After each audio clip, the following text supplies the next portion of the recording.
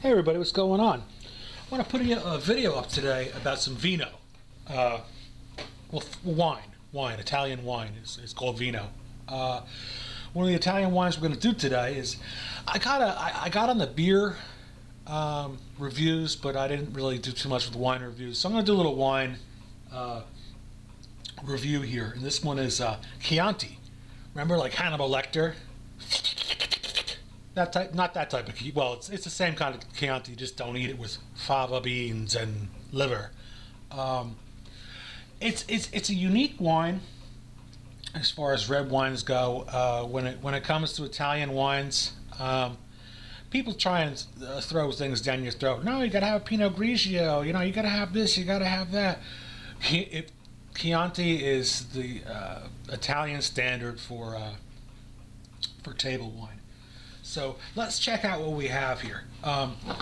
And to match up with the wine, and let me tell you another thing. Don't let anybody tell you if you drink wine, you're a pussy. All right? Let me get that right out of the way. I hear people say when they ask for wine, hey, you want some lipstick to go with that?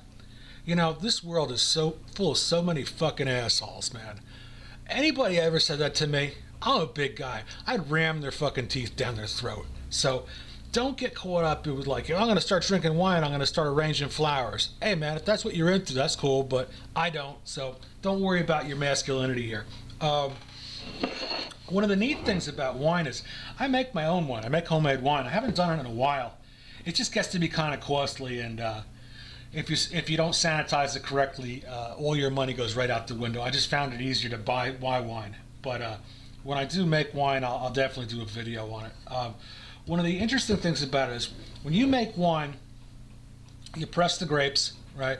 You extract the juice, and the difference between white wine and red wine, you know, is the color of the grapes, and it also has to do with the amount of oxidation and how much time the juice is left in with the skins. But I'll get too technical on that. You crush the grapes. You add yeast to it and you add sugar to it, and you let it ferment, right, with an airlock on it, and then you strain it, and then you take it all the way down to almost the bottom, and in the bottom you discard. Then you let it second ferment. You let it ferment again, and after the second fermenting is done, this whole process takes over a month. You do something called clarifying the wine. Because when you put the yeast in the wine, it makes it cloudy, kind of like milk, right? And you put chemicals in there, and you can watch it day by day. It gets clearer and clearer going down, right? So it would be very clear up here, it'd be very foggy up here, down there, and the further down you'd go, the foggier it would get. And then you siphon it out. One of the cool things about Chianti is you don't have to use that many chemicals. What they do is they use ground up seashells as a clearing agent. But wow, I'm really drifting off the subject here. Let's open up the wine.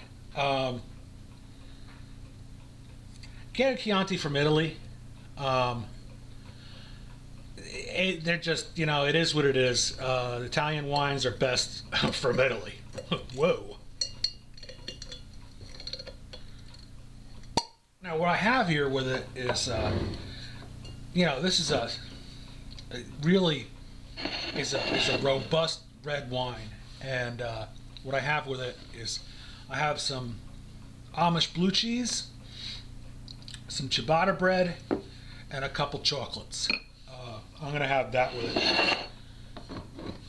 There we go.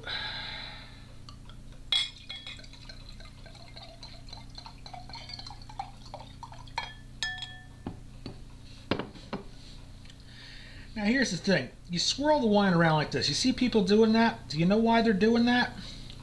They're looking for something called the legs. Now, when you swirl it in the glass, depending on how much alcohol is in the wine, little lines form, like little rivers, all on the side of the glass, and they're called the legs. So the more legs you have, the more alcohol you have. So you can go like this, and you can tell right away how strong this wine is going to be before you even taste it. Let's look at what we have here. See what it says in the bottle. This is 12.5. That's not so bad. If it was 13.5 or 14 or higher, you'd see tons of little lines going down the glass. It looks like pantyhose. That's the only way. That would be a good description. Legs of pantyhose. And that's why they call them legs. So let's give it a shot.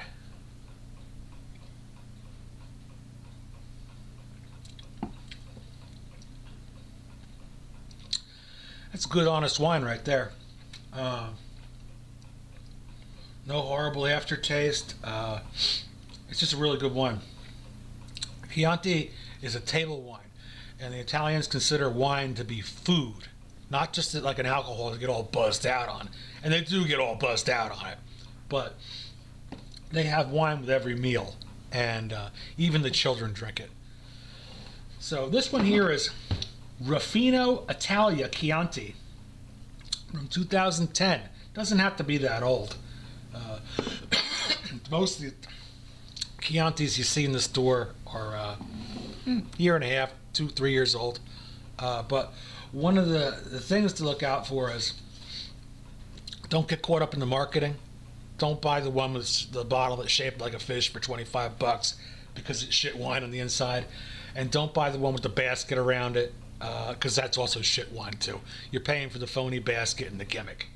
All right, guys. So I'm going to enjoy my vino. Buongiorno. I'm going to enjoy my vino, and I got a day off, so I'm going to have a little snackaroonie here, and I'll catch up with you guys during the week later.